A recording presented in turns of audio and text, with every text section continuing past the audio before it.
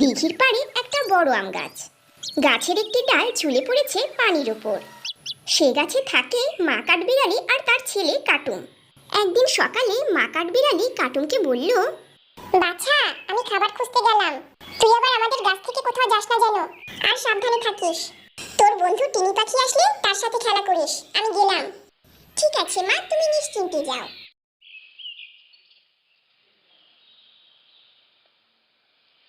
এরপর মা কাঠবিড়ালি খাবার খুঁজতে চলে গেল।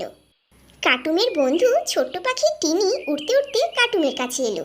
কাটুম তখন বাদাম খাচ্ছিল। কি করছো ভাই কাটুম, একলাটি বসে? ও, কুটুস কুটুস করে বাদাম খাচ্ছো বুঝি?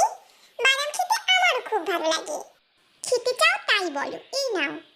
কাটুম আর ছোট্ট পাখি টিনি একসাথে মিলে বাদাম খেলো। কাটুম আর টিনি ছোটাছুটি খেলছিল। একটু পর কাটুমের মাও গাছে ফিরে আসলো। বাচ্চারা, এত ছোটাছুটি করো না। ঠিক আছে কাকিমা, আমি এখন বাড়িতে চলে যাচ্ছি। মা হয়তো আমাকে খুঁজছে।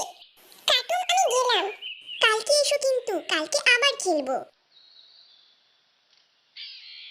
বন্ধুরা, পরের পর্ব দেখতে চ্যানেলটি সাবস্ক্রাইব ও লাইক করে দিবেন, আর ফেসবুক পেজ থেকে দেখে থাকলে ফলো করে দিবেন।